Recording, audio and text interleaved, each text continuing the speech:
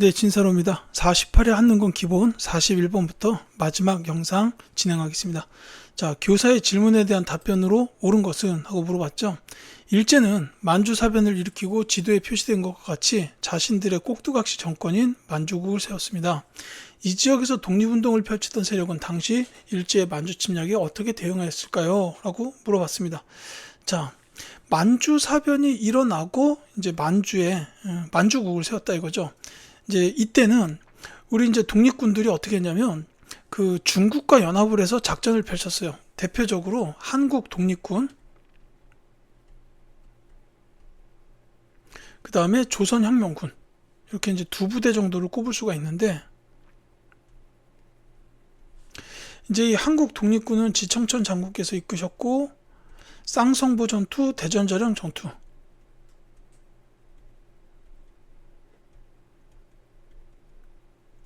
그 다음에 이 양세봉 장군께서 조선혁명군을 이끄셨는데, 여기가 이제 영릉가 전투랑 흥경성 전투, 이 전투들을 승리로 이끄셨습니다. 이때 이제 중국과 연합작전으로 이제 전투에서 이길 수 있었다. 이렇게 보시면 되겠어요. 그래서 정답은 4번입니다. 한중 연합작전을 전개하였다라는 게 이제 이 그 독립군들이 했던 방식이었다라는 거예요. 이제 뭐 중국도 이제는 알았죠. 이제 이 일본이 우리 중국까지 노리는구나 알았으니까 일본과 맞서 싸워야 되는 상황이 된 거예요. 그래서 이렇게 했다라고 보시면 되겠습니다. 자, 신간회를 결성한 거는 요 이전이요. 1920년대고 국민대표회의 역시 1920년대입니다. 임시정부에서 향후 방략을 논의하기 위해서 이제 많은 독립운동가들을 상하이로 불러서 회의를 했죠. 그 다음에 신흥무관학교를 설립한 것도 이제 1910년대 이후라고 보시면 되겠습니다. 답. 이것도 만주 지역에서 있었던 일이죠. 이 정도 말씀드리고 42번 갈게요.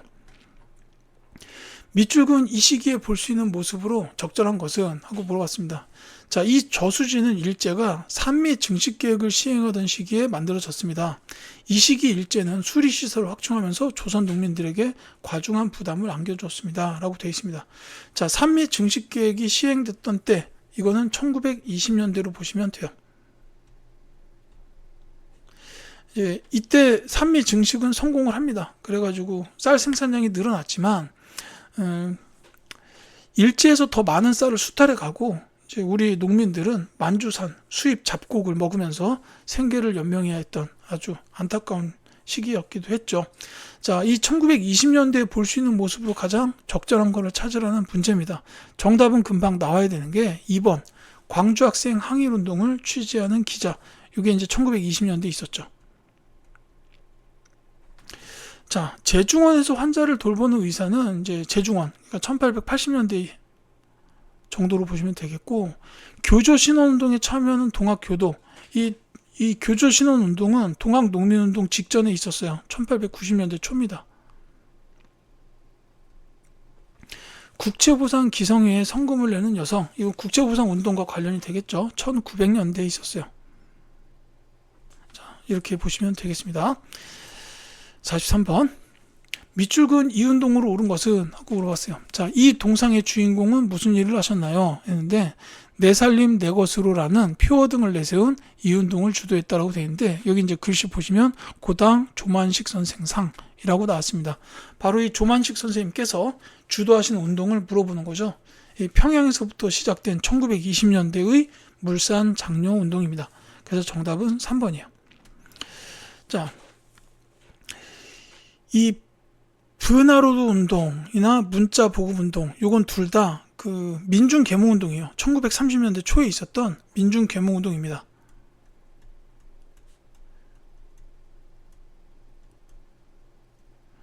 이제 다만 요 브나로드 운동을 주도한 곳은 동아일보. 그다음 문자 보급 운동을 주도한 거는 조선일보예요. 자, 밀립대학 설립운동은 1920년대 밀립대학 기성의 주도로 이루어졌죠. 요건 이제 우리 한국 조선의 독자적인 대학교를 가져야 된다라는 이런 운동이었는데, 일제가 이 운동에 대해서 대응했던 방식이 뭐였냐면 경성제국대학을 설립해서 무마시켰어요. 다 1920년대에 있었던 일이다. 이렇게 보시면 되겠습니다. 자, 44번 갈게요. 가에 해당하는 인물로 옳은 것은 자, 가 군국주의 심장을 겨누다 라고 나왔어요. 자, 식민지 조선 청년으로 살다 일제의 민족 차별에 눈을 뜨다 한인 애국단의 단원이 되다 도쿄에서 일왕에게 수류탄을 던지다 라고 되어 있습니다. 자, 저 3부와 4부에 나온 이 내용을 통해서 이분이 누군지 알 수 있습니다. 일왕에게 수류탄을 던진 한인 애국단의 단원은 바로 이봉창 의사입니다. 그래서 정답은 4번이에요. 자, 이제 이 사진이 이 이봉창 의사께서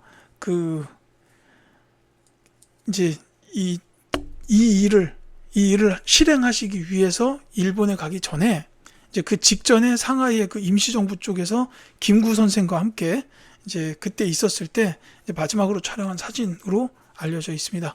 자, 이 윤봉길 의사도 한인 애국단의 단원이었죠. 상하이 훈코어 공원에서 도시락 폭탄을 던지셨습니다.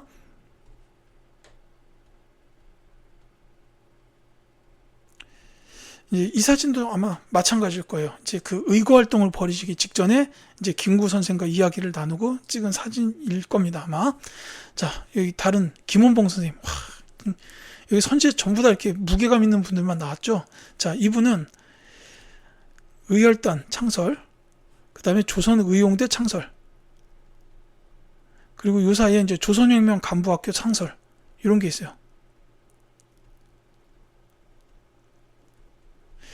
그러니까 이제 의열단을 창설해서 뭐 이제 김상옥, 나석주, 김익상, 김지섭, 박지혁 의사 막 이런 분들 활동을 하셨는데 이런 의열 활동을 통해 가지고 저 일본의 못된 놈들을 다 이렇게 없애고 처단하고 이랬단 말이에요. 근데 그 처단된 자리에 또 똑같은 놈들이 들어오는 거예요. 그러니까 이제 의열단 활동을 하다가 한계를 느끼셨습니다. 이걸로는 안 되겠다. 조직적인 군사적 투쟁이 필요하겠다라고 생각하시고 이제 의열단 단원들과 함께 중국 황푸 군관학교로 들어가셨어요. 거기서 이제 나오신 이후에 이제 그 군사학교를 설립하신 게 조선혁명 간부학교고 여기서도 이제 많은 군인들이 양성이 됐죠. 이후에 이제 조선의용대 창설하고 그래가지고 이제 나중에 이 조선의용대 잔류 세력을 이끌고 한국 광복군에 합류하셔서 이제 활동을 하셨는데 이제 이분은 이제 광복 이후에는 어차피 이분은 사회주의자였으니까 광복 이후에는 북한 쪽으로 들어갔어요. 그랬다가 1956년에 제가 지금 갑자기 사건을 까먹었는데 숙청됐습니다. 예, 뭐 그렇게 보시면 되겠고, 자, 요 윤동주 시인, 예, 뭐 대표적으로는 서시, 자화상, 쉽게 쓰여진 시.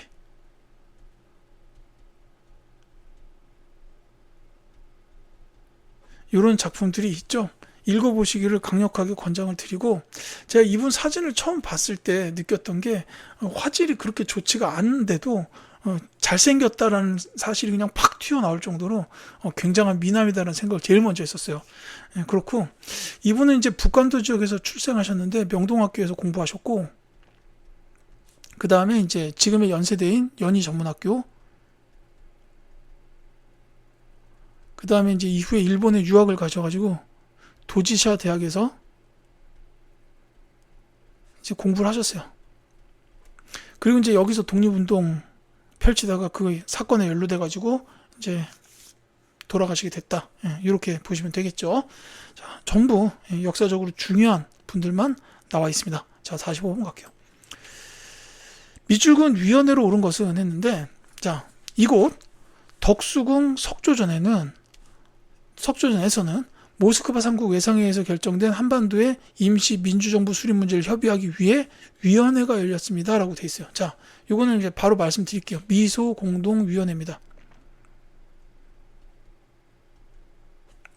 자, 이 미소공동위원회라는 걸 알 수 있는 게 당연히 모스크바 3국 외상회의 결정된 한반도의 임시 민주정부 수립 문제를 협의하기 위해서다. 여기서 이제 알 수도 있지만 이제 심화 시험을 기준으로 말씀을 드리자면은 이게 그 궁궐 관련된 문제로 나올 수도 있어요.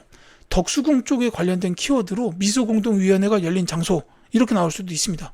그래서 덕수궁 석조전에다가 제가 밑줄을 보여드린 거예요. 정답은 어쨌든 2번입니다. 다만 이 미소공동위원회는 1차, 2차로 나눠서 열리지만 결론이 나오진 않았어요. 이 미소공동위원회, 1차 미소공동위원회에서 미국과 소련이 논의를 했는데 이제 임시 민주정부 수립을 하자. 거기에서는 이제 뭐 동의를 했겠지만 이제 이거를 추진하기 위한 이제 협의체 구성을 놓고서 이 협의체에 들어올 단체를 어디까지로 정할 것이냐 그 범위를 정하는 데 있어서 논쟁이 격하게 오갔어요. 요거 이제 미소 양국이 이제 그 자유민주주의냐 그 공산사회주의냐 뭐 요거에 각 대표를 하는 나라였기 때문에 절대로 물러설 수 없는 거였다고 해요. 그래서 이 협의체에 들어올 단체의 참여 범위를 두고 논쟁이 일어났었다라는 거예요. 그래서 이게 1차가 결렬이 됩니다. 1차 결렬되고 이승만의 정업 발언이 나와요. 남한만이라도 민주정부 수립하고 소련 몰아내자 이렇게 얘기한 겁니다. 그러니까 안 돼 하면서 좌우합작 운동이 일어나요. 여운형 김규식 선생께서 이제 좌우합작 운동 펼치셨죠. 근데 이게 잘 되지 않은 와중에 2차 미소공동위원회가 열렸다가 또 결렬이 돼요. 그래서 이제 최종적으로 이제 미소공동위원회는 끝장이 나버렸고 이제 유엔으로 이 한반도 문제가 넘어갑니다. 그래서 유엔 총회에서는 인구비례 총선거를 결의해요.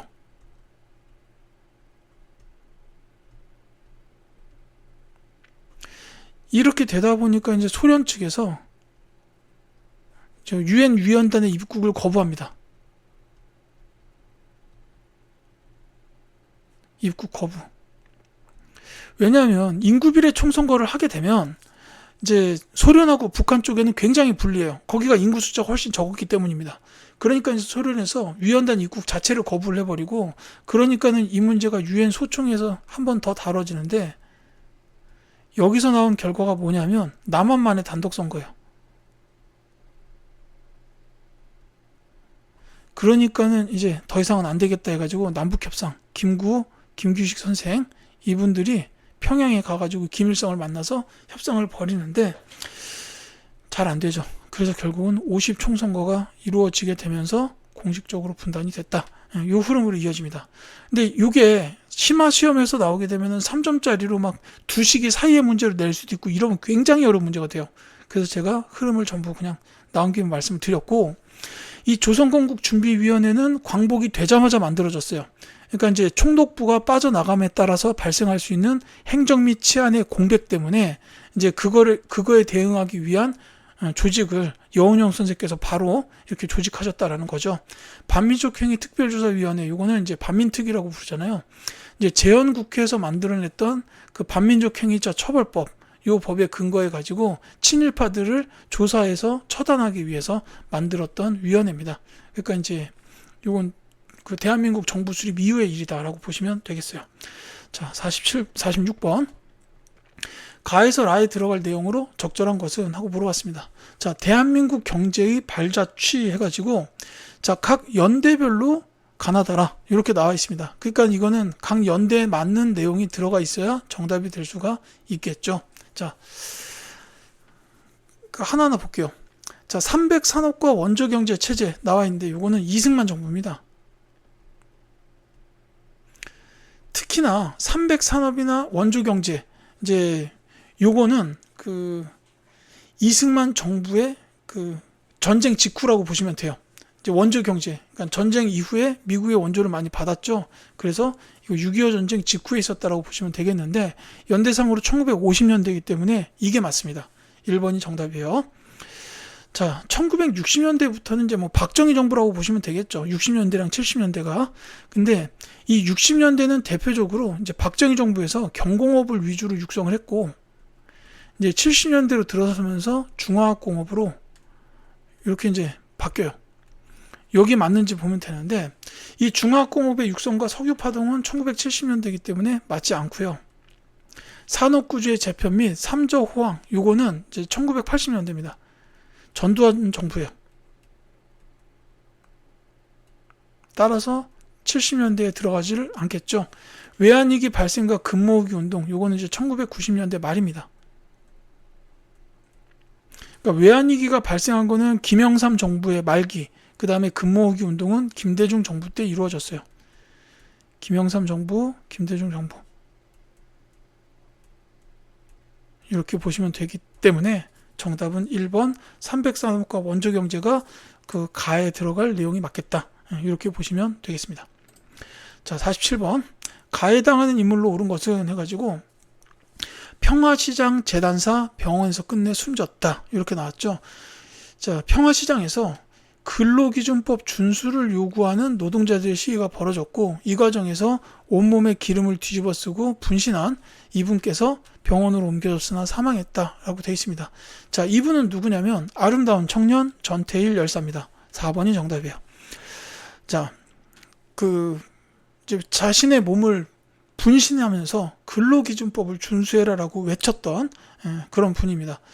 그래서 정말로 이분이 이제 향후 우리나라 그 노동 환경 개선에 큰 영향을 미쳤다라는 점만은 부인할 수 없습니다. 그러니까 이분의 이름만큼은 꼭 기억해 주셨으면 좋겠어요. 자, 이 김주열 학생의 경우에는 1960년에 있었던 이 4.19 혁명이죠. 그 전에 있었던 마산 시위에서 여기서 이제 사망하셨어요. 그래가지고 나중에 이제 최루탄이 이제 머리에 박힌 이런 눈입니다. 눈에 박힌 모습으로 이제 그 마산 앞바다에서 발견이 돼요. 그래서 이게 신문에 일면에 대문짝만하게 보도가 되면서부터 이 시위가 전국적으로 확산이 됐다라는 거죠. 그러니까 이 김주열 열사는 4.19 혁명과 관련되는 가장 대표적인 분이다라고 보시면 되겠어요. 자, 요 박종철 이분은 그 서울대학교 학생이었죠. 1987년에 고문치사 사건. 요때 이제 돌아가셨고, 그리고 이제 이분의 사망으로 이제 6월 민주항쟁이 영향을 미쳐요. 자, 이 이한열 학생도 마찬가지입니다. 이 박종철 학생보다는 조금 뒤에 돌아가셨는데, 이 고문치사 사건하고 4.13 호원 조치가 알려지면서 이제 대학생들이 먼저 시위를 벌였어요. 이 과정에서 이제 당시 연세대를 다니고 있었던 이한열 학생께서 1987년에 그 시위에서 60시위였을 거예요. 그 시위에서 이제 역시 최루탄 최루탄을 맞게 됩니다. 이 장면이 영화 1987에서 그 강동원 배우께서 이한열 학생 역할을 하셨는데 거기 이제 거의 비슷하게 나와요. 그래서 이제 최루탄에 맞으셔가지고 이제 사경을 헤매시다 결국 돌아가셨죠. 역시 6월 민주항쟁이 전국적 시위로 확산되는데 이제 영향을 미치신 분입니다. 이렇게 보시면 되겠어요. 전부 다 그 민주화 및 노동운동에서 빼놓을 수 없는 중요한 분들이다. 이렇게 봐주시면 좋겠습니다. 자, 48번 갈게요. 밑줄근 이 사건으로 옳은 것은 해가지고 자, 미국 정부에서 공개한 문서 자료라는 거예요. 자, 40년 전 이 사건 당시 광주 시민들이 민주주의의 회복과 계엄령 철폐를 요구하며 신군부에게 저항했던 상황을 구체적으로 파악하는데 도움을 줄 것이다 기대된다. 이렇게 나와 있습니다. 자, 광주 시민들 계엄령 철폐, 신군부의 저항 이런 걸 통해서 이 운동을 바로 알 수 있죠. 5.18 민주화 운동입니다. 4번이 정답이에요. 자, 4.19 혁명이나 6월 민주항쟁은 앞문제에서 제가 김주열 학생이나 박종철, 이한열 학생 통해서 말씀드렸고요. 이 부마 민주항쟁의 경우에는 그 YH 무역 사건 때문에 이제 김영삼 당시의 신민당 대표가 국회의원직에서 제명돼요. 국회의원직 제명이 됩니다. 이것 때문에 일어났던 게 부마 민주항쟁이다라고 보시면 돼요. 이제 YH 무역 사건 때 이 노동자들이 그 야당 신민당사에서 시위를 했어요. 근데 이 유신 체제 정부에서 이걸 가혹하게 탄압하면서 이제 사망한 노동자까지 생겼습니다. 그러니까 김영삼 이 총재가 이제 기자회견을 열어가지고 이러면 안 된다. 이게 나라냐? 이제 이런 취지에 보도해야 된다. 막 이런 취지의 기자회견을 했어요. 그러니까 국회의원직에서 제명을 했는데 이것 때문에 부마 민주항쟁이 일어나게 되고 이 부마 민주항쟁의 처리를 두고 박정희 대통령의 최측근이었던 김재규와 차지철이 의견을 대립하다가 김재규가 결국 박정희 대통령과 차지철을 쐈던 이 10.26 사태를 통해서 그 유신 체제가 끝나게 되는 이런 일로 이어졌다라는 거죠. 자, 49번 가겠습니다. 가정부 시기에 있던 사실로 옳은 것을 해가지고 육공화국의 시작을 알린 가정부라고 돼 있네요. 이 이미지 보니까 누군지 저는 바로 알겠습니다. 자, 서울올림픽이 개최가 됐다라는 거. 그 다음에 3당 합당으로 정치 지형이 바뀌었다. 그 다음에 남북정부 요인들이 모여서 남북 기본합의서를 채택했다라는 게 나와 있습니다. 자, 서울올림픽이나 3당 합당은 좀 어려울 수도 있고요. 남북 기본합의서 채택 이런 걸 통해서 이 정부가 나와야 되죠. 바로 노태우 정부입니다. 자, 이 그림의 이분이 노태우 대통령이라고 보면 됩니다. 자, 이때 사실로 옳은 것은인데 지금 뭐 서울올림픽 개최나 남북 기본합의서 그 다음에 요거랑 또 비슷한 관련되는 게 한반도 비핵화 요 선언에 공동 서명했다라는 것도 같이 나오곤 하죠. 이제 그 외에 노태우 정부의 업적이라고 할 만한 게 대표적으로 꼽자면 북방 외교 이런 게 있어요. 이제 북방 외교라는 거는 소련이나 중국 그 다음에 이제 주로 동유럽 지역의 공산권 국가들 그 국가들과 수교했다라는 게 북방 외교예요. 예. 이때만 해도 아직 뭐 냉전이 완전히 끝났거나 이랬던 때가 아닌데 이제 우리나라야 뭐 저기 미국하고 가까운 그런 이제 자유민주주의 쪽이잖아요. 그러니까 이 공산권 국가들과 수교를 한다는 건 정말로 이제 그 큰 외교 흐름에서는 굉장히 큰 업적이다라고 볼 수 있습니다. 자, 정답은 3번이고요. 자, 농지개혁법이 제정되었다. 이건 정부로 따지자면 이승만 정부예요. 정부자 안 쓸게요. 다만 재헌국회에서 제정했다라는 거는 기억해 주셨으면 좋겠습니다. 이 법을 제정한 데가 재헌국회다라는 거. 자, 베트남의 국군 파병 요거는 박정희 정부. 그 다음에 6.15 남북 공동선언이 발표되었다. 요거 1차 남북 정상회담 이후에 있었던 선언이죠. 김대중 정부입니다. 자, 그 다음에 50번 갈게요. 가에 들어갈 사진으로 적절한 것은 하고 물어봤습니다. 자, 사진으로 보는 노무현 정부가 나왔어요. 자, 14남북 공동선언 나왔죠. 지금 여기 김정일하고 지금 노무현 대통령이 악수를 나누고 있는데, 자, 요게 이제 2차 남북 정상회담이에요. 역시 이제 노무현 대통령께서 평양 가가지고 김정일 만나서 이제 남북 정상회담 했고, 이제 14남북 공동선언 나왔다. 여기 행정중심 복합도시 건설 시작.